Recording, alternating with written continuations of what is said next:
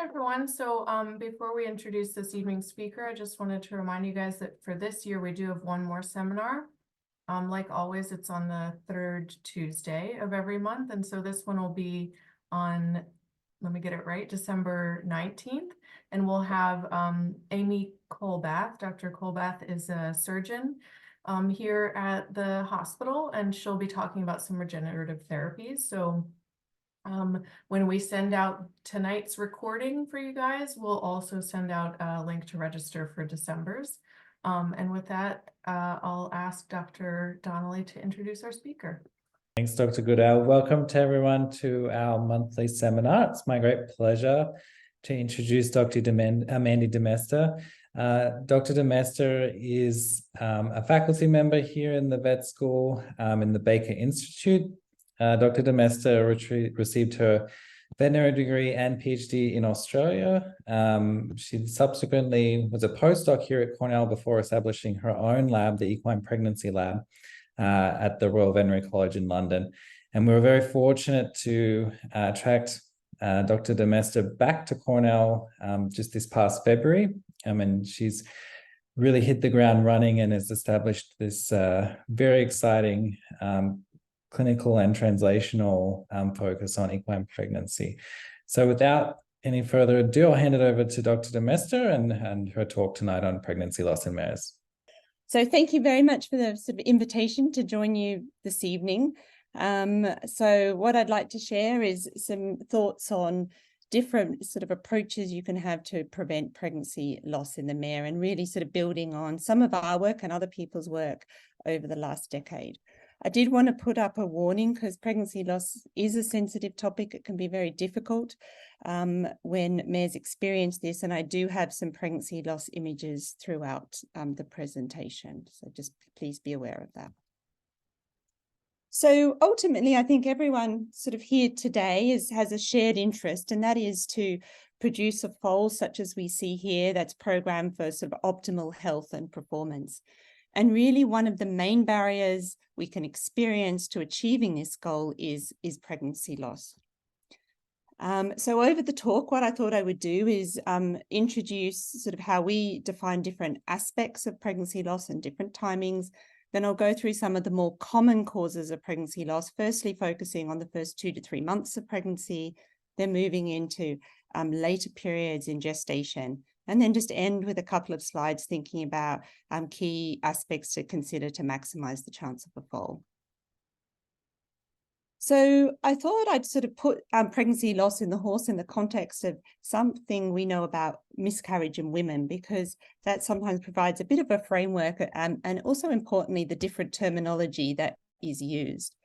So we often use the term miscarriage in women, and this refers to pregnancy losses over the first 20 weeks of a 9-month gestation, and then would use the term stillbirth thereafter. In the horse, we tend to use a number of words for early pregnancy loss, and I'll go through those in a moment. And these are up to approximately sort of 10 weeks of gestation out of our 11-month gestation. And then the term abortion, which takes us through to 300 days. And then from 300 days onwards, when a pregnancy is lost, we refer to this as stillbirth.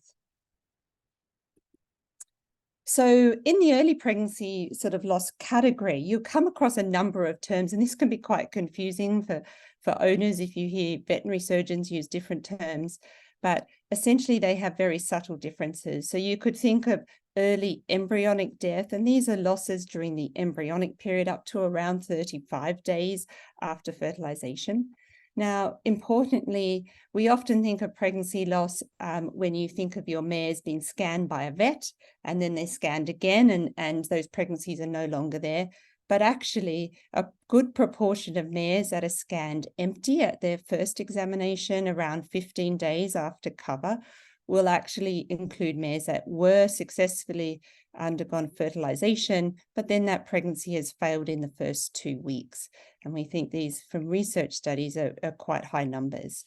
Then you see words such as early embryonic failure, early fetal loss.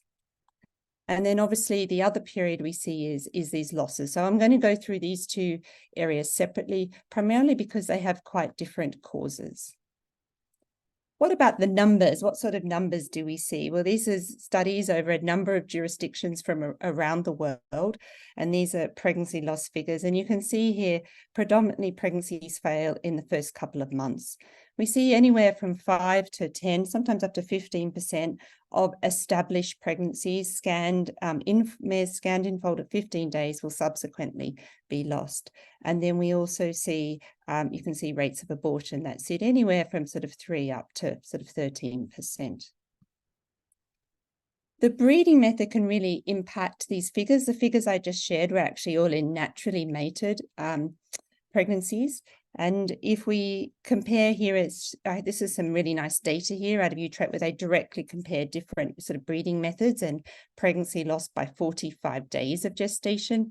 And what we can see straight up here is that mares that are bred by natural mating or pregnancy established through artificial insemination, or artificial insemination, then the embryo is flushed out and then transferred to another mare or recipient mare, they have similar rates of pregnancy loss by 45 days. But when we compare these 3 groups to mares that have in vitro fertilized, or I should say, intracytoplasmic sperm injections, so these are essentially embryos generated in the laboratory, we have much higher rates here of pregnancy loss. They're about double here, so about 13%. And other studies show very similar patterns to what I'm sharing with you here. So I guess the first concept I wanted to sort of introduce this evening when we're thinking about managing pregnancy loss, either as an owner or as a veterinary surgeon, is that pregnancy loss is an outcome. It's actually not a disease process in its own right. So underlying pregnancy loss are many, many different disease processes. And actually, so many years ago when I was establishing my laboratory over in London, and I was sort of writing grant applications to get funding for our work and speaking to veterinary surgeons, I was really struck by one thing in particular, and that was if we read a textbook or these days, if you read something online, you'll find a very, very long list of causes of pregnancy loss, either early pregnancy loss or late pregnancy loss. And these are just some of the examples here. But actually, there was a real scarcity of data of really trying to understand which one of those are important and how we actually diagnose a cause, and therefore, as a veterinary surgeon, can do something in the management of that mare, either at that pregnancy or the next pregnancy. And that's sort of something we've been really interested in over many years. The other thing to keep in mind before I move forward is actually, it's probably no wonder that we lose pregnancies. I think this is a remarkable thing of life, and we all know this, but it's always good to sort of revisit it, I think, is that we take a simple egg here and a sperm, which following fertilization essentially results in a single cell, a zygote. And this particular structure here is really, with some support from the endometrium, but no cellular sort of contributions, is going to go forward here and give rise to this term placenta of the horse here, this very, very large structure, and the foal. So this is going to take an incredible sort of coordination in differentiation processes and incredible proliferation as well. So perhaps we should not be surprised that this can really go wrong, dramatically wrong, in particularly when we think of the early period. So why do I sort of point out the early period as why these sort of pregnancies will fail sort of commonly? Well, this is the period where we're really transforming this early blastocyst into its fetal structure and mature placenta. So on the left here, I've got an image here of a blastocyst. So this is an early embryo. And in the middle here, you can see this is what we call the inner cell mass. And then we've got the outer membrane here called the trophectoderm. So essentially, this ball of cells in the middle here, the inner cell mass, is going to give rise to the fetus, and then the placenta forms primarily from this outer membrane, but there are other contributions as well, which I won't go into today. Now, over this first sort of 2 months, we get this rapid transformation of these cells, and you can see here, this is a day 27 fetus. You can see already with these short windows of time over a week here, this fetus is already changing, and you can see formation of limbs. You can see the brain forming and pigmentation in the eye. And by 60 days here, you can see that we have a structure that easily resembles a horse. It's fully formed. And so this is really over this period where we're experiencing the losses is associated with these major developmental events. Now, the placenta, I put a note here, horses are not humans. The placenta is very different to a human placenta when it comes to the horse. There are really 4 main placental membranes, which all form again in this first 6-week period.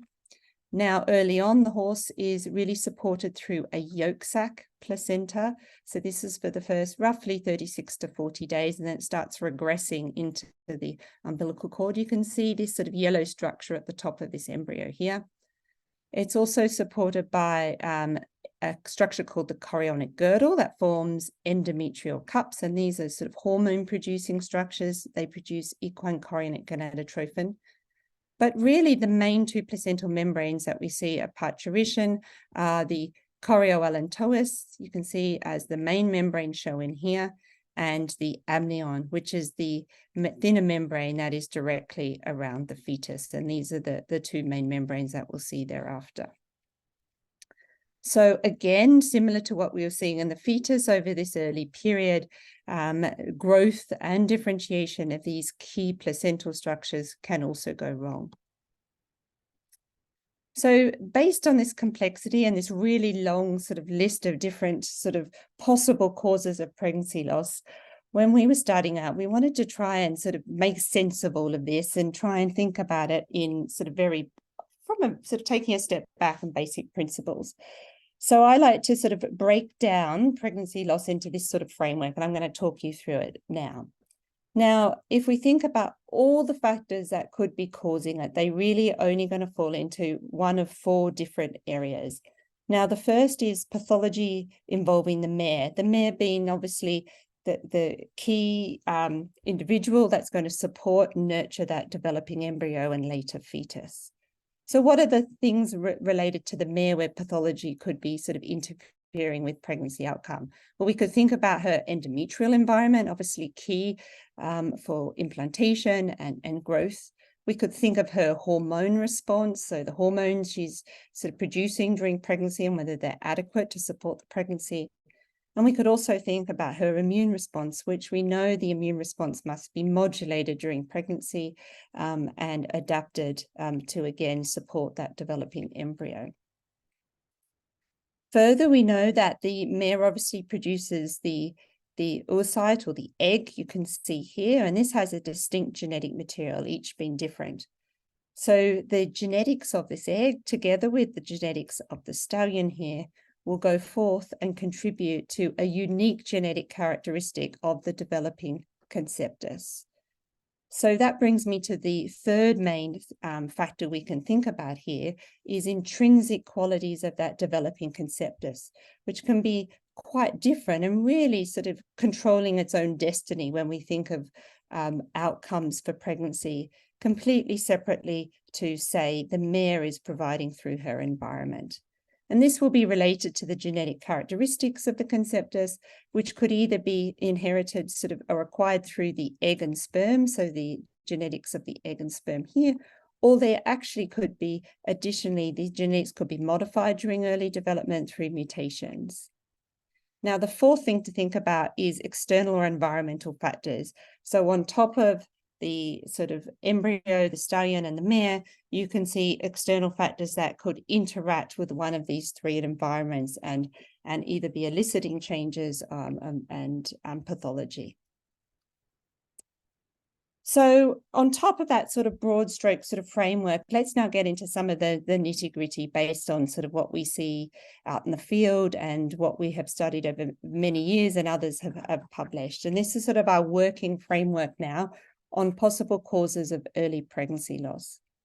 So broadly speaking, we think of the genetic composition of the embryo as being one of the major contributors, contributing to probably about 50% of early pregnancy losses. And I'll talk to you about those in a moment, but we're thinking at this level on abnormal number or structure of the chromosomes. And the most common we think is via errors in the egg. The next group of pathologies we think of that are the most common are endometrial disease. So these are around sort of 15 to 30% of pregnancies. And this was, if we looked at a well-managed population of male, we found about 25% that failed associated with some sort of endometrial disease.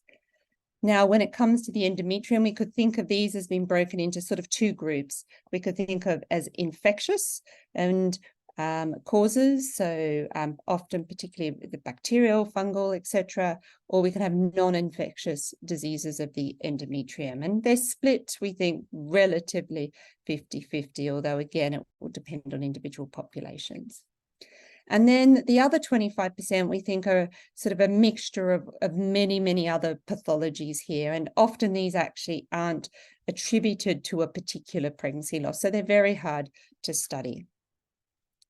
So let's start sort of with this first one, and where I'll spend most of my time, because that's sort of where we're starting to learn a lot more recently, is about genetic causes of early pregnancy loss. Now, if you look here from an epidemiological study we did a few years ago, but many others have done similar studies.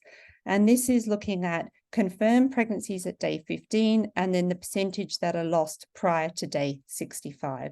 And this is mapped out against Mare age along the bottom here. And you can see sort of really quite dramatically here that obviously the rates of early pregnancy loss at 15 to 42 days or 43 to 65 days here, these are these two figures, are really low in the younger mares. They come up at 5 to 10, again at 11 to 20, and then a very high in mares 20 years or older. Now, this maternal age effect has been strongly associated with miscarriage in women, and that was sort of one of the first hints that this might be driving these causes of pregnancy loss in the mare. The other bit of evidence that we have, which was done here actually at Cornell back in the 1980s, it was a really lovely set of experiments by Barry Ball and colleagues here. And what they did is they transferred either oocytes or embryos, and they took them from either young fertile mares or mares that were known to experience pregnancy loss or had subfertility.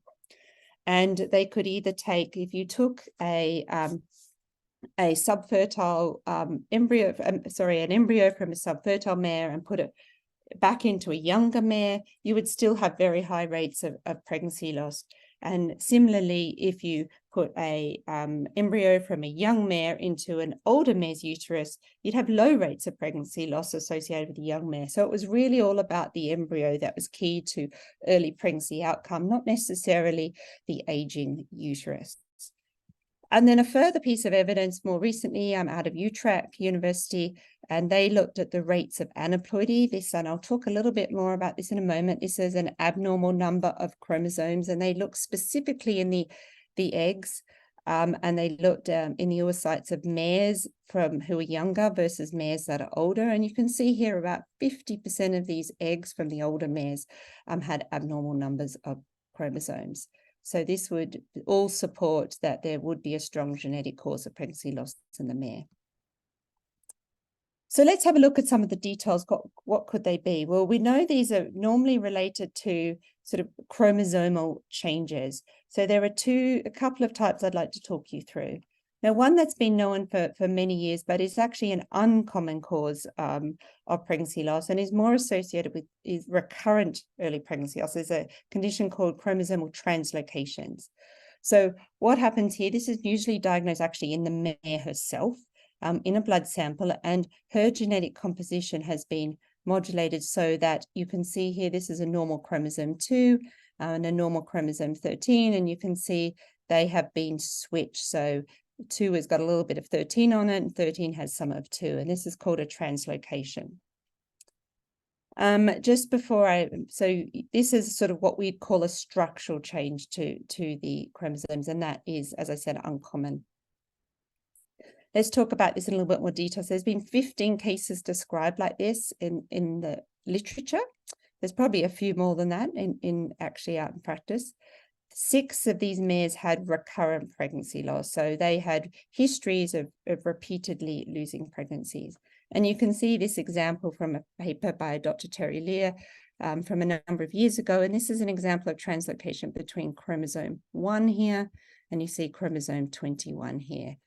Now, what happens then is the mares that have this structural translocation produce eggs that can be genetically unbalanced. And as a result of that, these pregnancies are non-viable. It is, as I said, relatively uncommon, but easily diagnosed with a blood sample. The other thing to keep in mind with this particularly genetic aberration is that the mares can produce a live foal. So some of their eggs can form that are balanced, but they usually have a history of at least 3 pregnancy losses. So the live foal is the exception, not the rule. So the other type of genetic variant we see associated with early pregnancy is much, much more common. So just a reminder on the bottom left here, the horse has 32 pairs of chromosomes.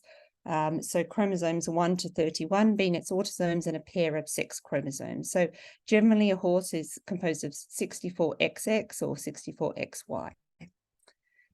Now, another aberration we can see associated with these pairs of chromosomes is a condition called aneuploidy.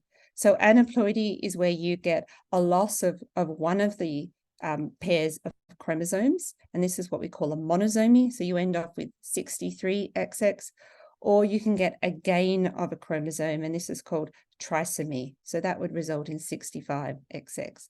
And you can see here, this would be, I'm sure, well known to this audience in the context of human pregnancy, because trisomy 21 is associated with the clinical syndrome Down syndrome and is regularly tested for in women. Now, there's a third type of genetic variant that is incompatible with life called triploidy. Now, this is a little bit different. This is where you get a full extra set of chromosomes. So you end up with 3 full sets of chromosomes, or 96XXX. And these are together going to contribute to about 50% of the samples that we've been testing in the laboratory. So you might ask sort of what chromosomes, as I said, there are 31 autosomes in the horse, are impacted by aneuploidy. And you can see these crosses, you can see many of them have been demonstrated to be associated with aneuploid status in pregnancy loss. So it's not affecting just one chromosome, it can affect multiple chromosomes. The other interesting thing to note is there are occasional liveborns reported. So you might read in the literature about foals that are born that have aneuploidy. But the important thing to note is these always involve the smaller chromosomes. So viable individuals that are born, they're often born with obvious developmental challenges, musculoskeletal, neurological, and they generally involve here these smaller chromosomes. And the only one that overlaps between pregnancy loss and a viable individual is a trisomy 30 here, this one in red. Otherwise, they're uniquely either lethal or could be associated with a liveborn. So how do these chromosome changes impact development? Because you've got this genetic sort of disruption, and why does that cause pregnancy loss? Well, because of this genetic disruption, we see 2 sort of presentations. One is what we call an anembryonic vesicle. So essentially, the embryo proper and the fetus does not develop, and these present as like a trophoblastic vesicle or sort of just a placental sac. We found these associated with losses of chromosomes and gains of a chromosome. There are other also sort of gross abnormalities that are detected in these genetic variants. These can be, some of these certainly have already been reported to us as being detected on ultrasound as well, which is encouraging for their detection in the long term. And they include this one here. This is where the amnion, the membrane around the fetus, is sort of squeezing and compressing the fetus here. And this is a neural tube defect. Neural tube probably been well known in the human literature as well, associated with abnormalities and miscarriage. And this is where the neural tube failed to close, explaining the likely reason for this pregnancy to fail.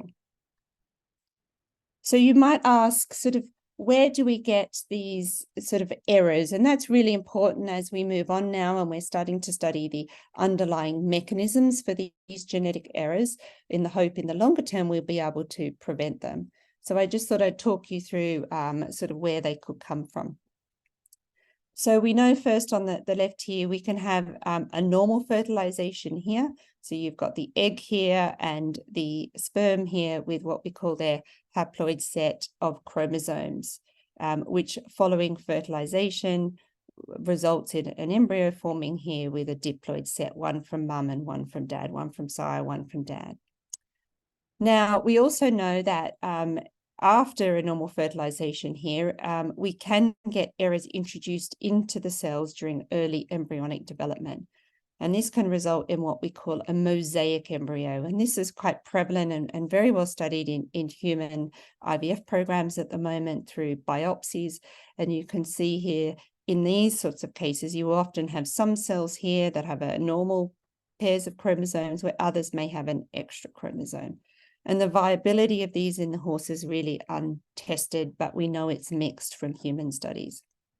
But the main types that we're seeing here in the studies to date are errors actually that are introduced, we think, in the egg or into the sperm. And these are what we call meiotic errors, so during very early development. Now, you can have two scenarios here. You can have an abnormal egg, so you can see where the extra chromosomes here and a normal sperm, or we can have a normal egg and an abnormal sperm here with an extra copy. Now, we know from studies in women, we don't know the answer to this in the horse, but in women, about 85% of aneuploidies are associated with errors in the egg, and only about 10% errors in the sperm, and about 5% errors here in the early embryo. And those figures are yet to be established in the horse. Now, there was a third type of aberration I just told you about called triploidy, where you get a whole extra set of chromosomes. You can get this again through errors in the egg and the sperm, but it also could be established through something called polyspermy. So essentially, that is when the egg is fertilized by two sperms, and that can result in three sets of chromosomes. So much is left to do for us to understand these mechanisms and therefore develop appropriate sort of treatments or management methods to try and minimize these types of aberrations. What are the primary contributors? I said we don't really have all the data in the mare, but we do think they're likely through egg errors. And that's associated with this figure I showed you earlier, where we know there's very high rates of aneuploidy associated with mares of an older age. And we also know they're higher in vitro matured eggs as well. Studies of stallion sperm have also shown that with increasing age of the stallion, we don't get an increase in aneuploidy of chromosomes 1 to 31, or we do see it though, changes in the sex chromosomes. So therefore, this would suggest that any errors in the stallion sperm are likely to be contributing to subfertility and not necessarily pregnancy loss. And as I mentioned earlier, there's a study that's just was presented at a conference recently in Brazil, an international meeting where they're starting to screen early embryos. These were ICSI embryos, and they actually were identifying a very high rate of these aneuploidies and triploidies in these early embryos. And so much is to do is to understand when these are coming through the eggs or the sperm or actually introduced in early development. The final point before I move off sort of this area is to point out all the samples that we've been studying and others look at are really, we see clinical detection around 2 weeks. So 14 to sort of 18 days might be when the vet does the first ultrasound exam. And so these pregnancy losses are occurring after this point. But we know from work done in women is that these losses early on are likely to also be due to a high number of aneuploid embryos or triploid embryos. So we think that these failure to conceive mares, a high number of these could be due to these genetic errors. So what about clinical management? Sort of practically, where are we at? We've got a long way to go, but there are some things we can already take away from the data that we have to date. The first thing is these cases as a cause of early pregnancy loss can be diagnosed retrospectively using DNA isolated from the failing conceptus. And I'll show you the methods we're doing that in a moment. With the use of molecular techniques, it makes it much easier to do this. We no longer have to rely on trying to culture cells and karyotype these placentas to identify these types of genetic changes. Some genetically abnormal embryos that we're identifying are presenting with abnormal findings on ultrasound. So there are ways now to start to link what we see on ultrasound in these early equine pregnancies back to possible genetic variants. But we're still needing to get a lot more numbers to make this robust. But hopefully that will be on the horizon soon. The other thing to note is there are currently no prospective tests for these particular genetic variants in the horse. Many people here might be familiar with something called non-invasive prenatal testing that's extensively used in women these days. I was actually part of a trial on my own child, my pregnancy with my third child in England as part of an NHS program and trial where they were testing NIPT, and it's now used sort of widely across the NHS in England. And I know here in the US, it's used very widely as a screening test as well. At the moment, that has not been successfully sort of set up in the horse, so that's an aspect that is ongoing sort of in my laboratory. The other key thing I think to remember based on this new data we're seeing is that it's really important to recognize how common these genetic variants are that we know are lethal. They're not consistent based on all the data we have. They're not consistent with producing a viable foal. Therefore, we need to think about whether we want to prolong a pregnancy or whether we actually should be letting that pregnancy fail and rebreeding that mare as quickly as possible. And if we do sort of keep treating some of these pregnancies that we are concerned about sort of in a non-targeted way, so using progesterone is one classic example to keep the pregnancy going, what we might be doing is just delaying the inevitable in these common genetic variants. As far as prevention and treatment, well, there's nothing currently, unfortunately, available for mares that are bred using natural mating. There's a lot of work, as you can imagine, done on this in mouse models and in human pregnancy because it's a very common cause of pregnancy loss in women. So we hope there will be something down the track in the future. But in the interim, there are new methodologies being developed to screen in vitro produced embryos, in particular ICSI embryos in the horse. And these early studies suggest they can be screened and by biopsying, and therefore you can select what you think is the most appropriate embryo to transfer based on that genetic screening. So in the interim, this is just to sort of give you a bit of an idea of how these embryos come into our laboratory. This is not available clinically at the moment, although we're very happy to receive these as part of our research project. And we do try and feedback results as well. We do feedback results to the submitting veterinarian from these. So what they do is the veterinarians out in practice that we work with about 30 at the moment, they detect a pregnancy that is failing. And when it's failing, it has no heartbeat, they're absolutely confident it's not viable anymore. They will flush it out and send it to the laboratory. And then we take samples for DNA in our laboratory and then assess that DNA for these genetic aberrations. And then we also look for defects in the fetus as well that we think are inconsistent with that pregnancy continuing. And these can be submitted through our laboratory. I'll have the details at the end.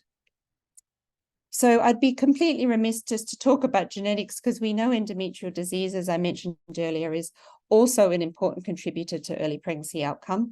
The first of which I wanted to mention is infectious causes.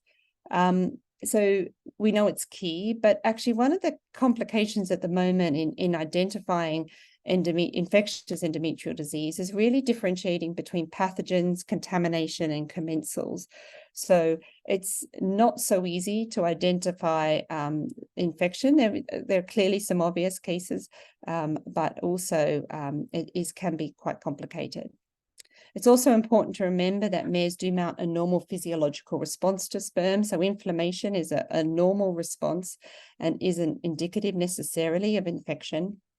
And bringing this information together, we know screening of early pregnancy losses by veterinary surgeons that do this routinely every single pregnancy loss suggests that somewhere between 5 and 16% of early pregnancy losses are associated with a pathogen, a positive endometrial swab. So clearly these are an important contributor, but really on the scheme of all the pregnancy losses, not the major one. Therefore, we do need to keep in mind it's absolutely key to treat endometrial infections, and that should be the forefront of everyone's mind, and I'm sure it will be. But it's also important to keep in mind that it could be something else. So if there's no evidence of endometrial infection, it is likely to be something else causing the loss. We also see non-infectious endometrial diseases that can contribute to early pregnancy loss. We know the endometrium undergoes degenerative changes, particularly that are associated with increasing maternal age, but also with chronic infections. Now, this impacts that developing embryo because it impacts the ability of the endometrium to produce something called histiotrope, or sort of endometrial milk, which is really important in supporting the early embryo. In regards to sort of evidence, though, to support this, really the best evidence comes from data that looks at the effects of one sort of type of degeneration of the endometrium called endometrial cysts.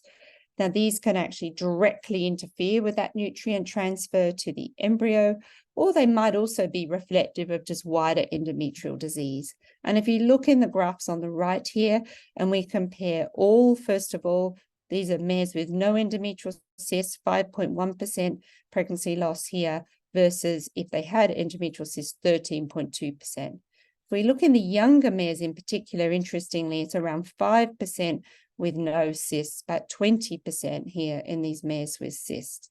So this drives home the importance of these endometrial diseases in these cases. Just the last thing to mention before I move on to sort of a couple of slides on abortion is nutrition, because I know this is something that particularly any horse owners on the call will be interested in. And so there's two sort of things I guess I wanted to point out from the literature. The first here is that we know that a decreasing change in body condition score is detrimental to pregnancy outcomes. So you can see this study here found an increase in losses 17 to 35 days when the body condition score over very early pregnancy was decreasing. The other thing to note is if you had higher body condition scores, so over 5, they had lower rates compared to low body condition scores of less than 5 here. But I want to stress, actually, that doesn't mean that more food is better, and actually absolutely instrumental to follow the National Research Council guidelines in regards to nutritional requirements. And here is sort of a small study that's come out relatively recently. I think that really drives this home, that too much nutrition is also as bad as too little. What they did here is, in this small study, they actually took embryos from donor mares that were either on a control diet or a high energy diet, and they put these embryos back into recipient mares that were either on a control diet by National Research Council levels or a high energy diet. And you can see here in the control recipients, in the control donor mares, we have very high rates of pregnancy still at 28 days. But any of the donor mares that were on a high energy diet early on, irrespective of when they went back into a high energy or a control environment, had much lower rates of pregnancy at 28 days. So this tells us actually the energy that mare is receiving around conception is really key, and we do not want to be overfeeding our mares. And there's lots of data. I know Dr. Donnelly in particular is also interested in this about sort of metabolism and pregnancy. And so NCR, the guidelines are really the take-home message. It's really important to follow those. So for the last sort of 10 minutes or so, I thought I'd just move on to the other part of pregnancy, which is abortion. And what we do know from studies done to date is that the causes are quite different to what we see in early pregnancy. And they're also can be quite confusing at the time, depending on the type of data that is presented. So here we had our sort of scenario in early pregnancy. Here we have the outcomes from 2 different studies that have been reported. In the middle here, this is actually a French study from a French lab, but you see this similar from laboratory-based studies. And if you read this, you'd think about 50% of causes of abortion were infectious, about 25% non-infectious, and 25% no diagnosis. But one of the problems when we look at laboratory-based data, that is just samples that are going into laboratory and then the attributed cause reported, is that they will be really biased. So people often like to send possible infectious causes in for screening because they want to avoid sort of identify contagious conditions, for example. So it doesn't always tell us about what's happening at the whole population level. And then on the right here, this is sort of a reflection of a study done at the population level. And you can see about 50% of the pregnancy losses were never investigated. So we don't know how they're contributing to these underlying causes. About 25% in this study, this was a UK-based study that we did, were involved with umbilical cord diseases, and there are very few infectious causes in this particular population. So geography and population is key when you look at any of these studies, and also thinking about biases in the results being presented. So how are they going to reflect? So similar to early pregnancy, we can see in abortion and stillbirth being influenced by the mare, the genetics of the conceptus, and then obviously external factors. And in particular in abortion, pathogens become a really big player. So we know from epidemiological studies, this is some work we did looking at a large population of mares. This was about 3,500 pregnancies. We looked at different predictors of abortion. There were about 20 different factors. And the two things that really came out, and this was quite dramatic, is that once the mare had had 2 or more previous abortions, her risk or probability of abortion increased by about 8-fold. And so there was a real jump here. And this tells us there's probably some innate quality of certain mares, be it genetic, be it her anatomy, that are really going to predispose her to pregnancy loss, where other sort of random cases of abortion, one-off infections, may not necessarily mean she is destined to have an abortion again. The other really interesting thing that came out of this study as one of the other main predictors of abortion was actually whether she'd originally conceived a twin pregnancy. Now, these days, a lot of people out in practice don't think so much of twinning causing abortion. Years ago, before we used to reduce a twin pregnancy down to a single pregnancy, we used to see twinning as a really common cause of abortion, related to the fact that the mare uterus really can't sustain the development of 2 fetuses. But these days we see this very rarely reflected in pathology reports, although if we have less intensively managed mares, certainly twinning can lead to abortion. But what this result here is showing is actually these are mares that conceived a twin pregnancy. The vet actually has reduced one of the pregnancies, and we do see a higher rate of abortion in these originally twin conceptions. And we don't see this sort of effect in early pregnancy. So this is really curious, and much needs to be done to sort of identify the reason. But it remains important to say that it is absolutely key to reduce those twin pregnancies, because the chances of a twin pregnancy making it to term are incredibly low. Now, again, I sort of mentioned when I showed you the comparison is that one of the confusing things when we look at sort of causes of abortion is often they're at the laboratory level. But here is some data, and these are UK thoroughbred mares, so keep your population in mind. I don't think there are any other studies at this population level at the moment. Otherwise, I'd showed you other jurisdictions as well. But 3,500 pregnancies. This is year by year, and then this is the total of the 5 years combined here. So I'm just going to focus on this here. And these are the different categorized causes. And you can see here, umbilical cord related pathology is by far the most common cause of abortion in this population of mare. So that represents 1.5%. So for every 300 mares that are pregnant, you'd expect about 3 of those to abort due to complications involving pathology of the umbilical cord. Infectious placentitis in this population is very low. It's about 0.3%, so about 1 per 300 mares. That's quite different here in the US, at least. They have a higher rate of infectious placentitis we have here. You've got non-infectious placental disease, herpes virus, and fetal origin, and then no diagnosis. So this is actually looking at the population level.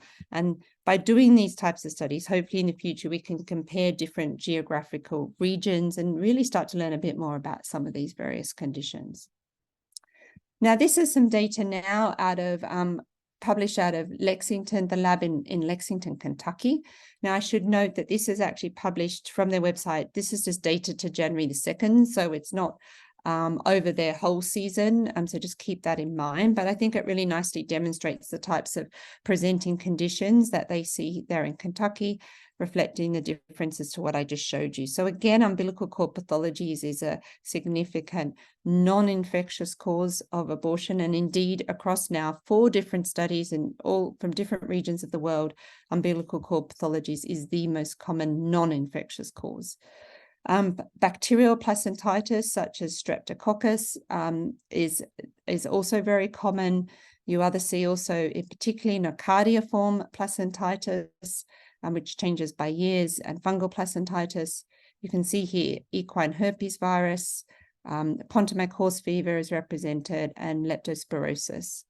The other infectious causes that are not represented here, but worth mentioning if there's anyone international on the Zoom, is chlamydia sitae, which has been reported in Australia and Europe, but I'm not aware as yet of that being reported in the US. We couldn't find records of that.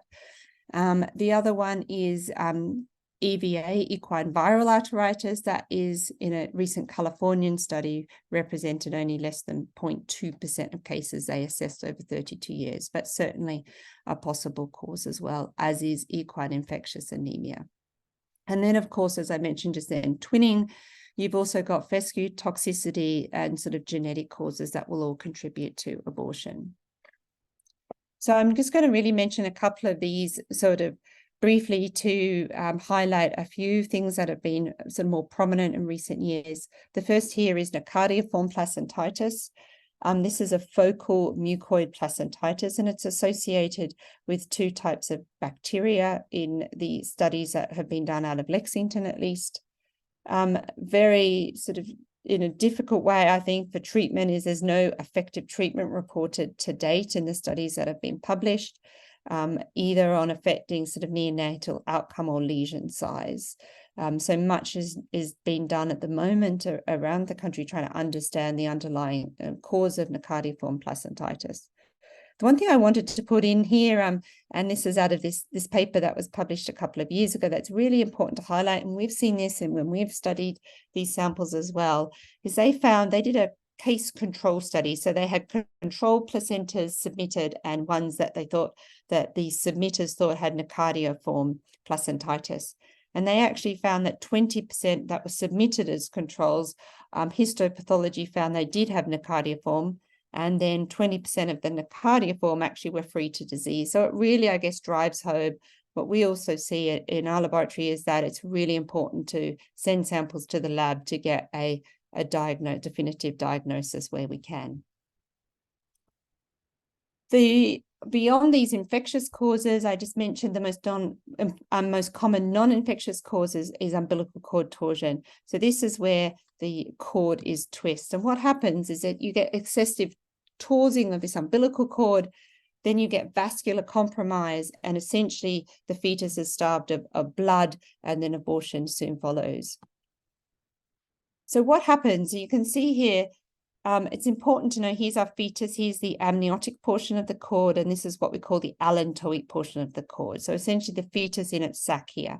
So what happens is the fetus can twist around and twist this amniotic portion of the cord.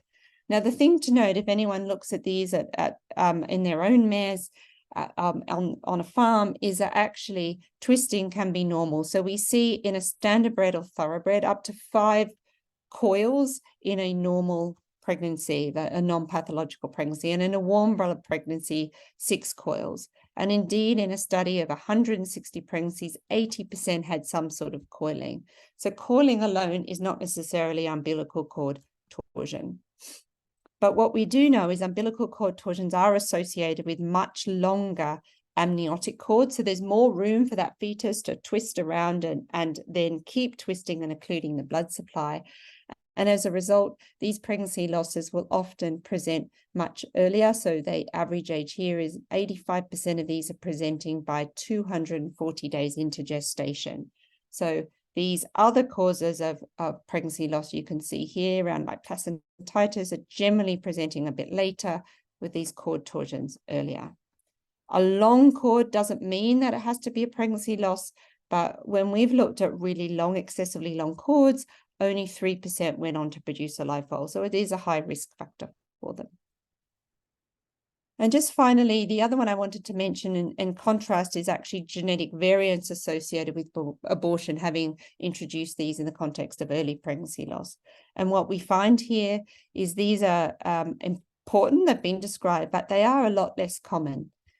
So if we look on the left here, we do see single genetic mutations. So these are mutations in the sire and dam that are then inherited or passed on to the developing conceptus. And there are a number of recessive conditions where they're inherited from sire and dams leads to lethality or loss. So this is an example you can see here of a single base pair change. And I'll tell you about two of those in a moment. What we see in regards to aneuploidy in abortion, we've only identified to date one case of abortion and one case of stillbirth associated with aneuploidy, and they were only partial, what we call segmental. So they only involved a part of the chromosome as well. And so it would be it's about 1% of cases that we screened. So much, much lower than what you'd see in early pregnancy. The two single mutations that have been identified associated with abortion here are one in a gene called PLOD1. This causes a syndrome called fragile foal syndrome. And the other one is a gene called B3-gal-NT2, and this is causes congenital hydrocephalus in Friesians.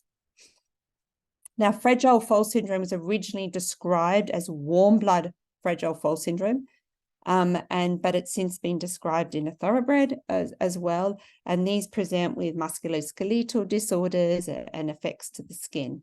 Now, it's really important to say that these conditions can be avoided by testing mares, and then for mares that are carriers, you can test the stallion to ensure the stallion is not also a carrier, and it involves a hair or blood sample, and there are specific breeds that have been shown to have higher carrier frequency, so it's worth discussing with a veterinary surgeon. So just to finish up, I know I'm probably just to finish up with some practical comments, sort of bringing together these sort of more common causes I've described today. And the first, I guess, is that best practice in regards to management is also key in ensuring that we minimize any of the sort of preventable causes of pregnancy loss. And this will include appropriate nutrition following NCR guidelines. And I really want to stress avoiding overfeeding as much as underfeeding. Light exercise is good. So, light exercise for mares and keeping them healthy is good. The other thing I haven't really talked about today, but endophyte infected tall fescue grass should be avoided, has been shown to be associated with fescue toxicity. We don't really see it much these days, so I can't say really we see it much at all, but is probably because of mostly good management. Obviously, good hygiene in regards to infectious diseases. There are a number of vaccination strategies that can be applied. The best known is equine herpes virus vaccines that are recommended by the AAEP at 5, 7, and 9 months of gestation. And the final point is having a veterinary surgeon assess pregnant mares that show signs of illness.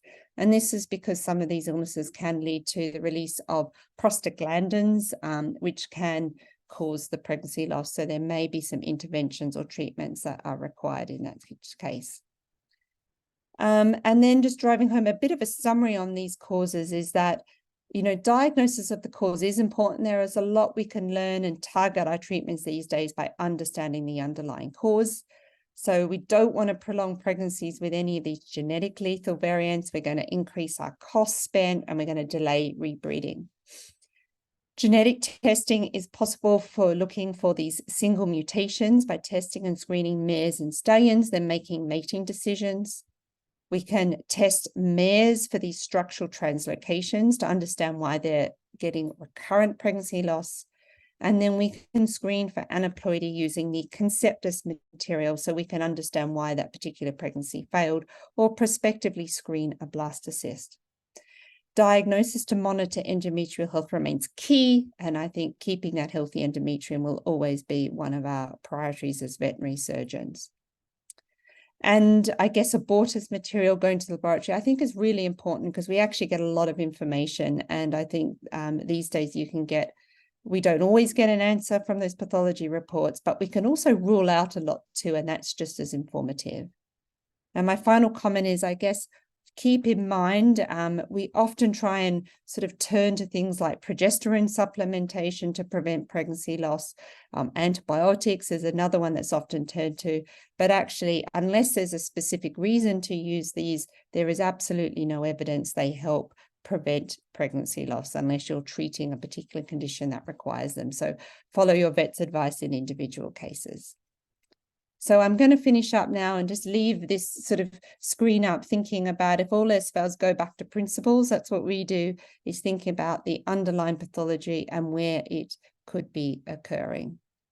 So thank you very much for listening. I've just put my details here. I know we'll take some questions now, but if there are any specific questions we don't take tonight, I'd be happy to answer them, in particular around submitting samples as part of the project. So thank you very much. Thank you, Dr. de Mestre. I think Callum is, I can ask a question if we haven't had any questions yet from the audience. Dr. de Mestre, what's the best way for a client to help submit samples? Is that to get their veterinarian to contact you? Or how would you advise they go about that? So generally we receive these directly from the veterinarian, but if clients are interested, we could send the details to the client to pass on to the veterinarian. That is possible, but generally the best way is for the veterinarian to get in touch with us. We have protocols that we then send out, including shipping information and processes. So they would be best to contact us on these details via their veterinarian. Great. And then we have a question here about NIPT. We have a participant that's asking, what is it involved, and what are your aims for detecting? Yeah, so it's a good question. So essentially what they've found in human pregnancy is that the placenta, as cells start to get released out of the placenta, and we know we have turnover of cells over time, so that placenta, some of the cells will start to die off, and then when they die, they release DNA from the placenta. Now the placenta is DNA that represents the fetus. Remember, it's the fetus and the placenta have the same DNA composition. So then that placental cells release this DNA, it can actually make it into the mother's bloodstream.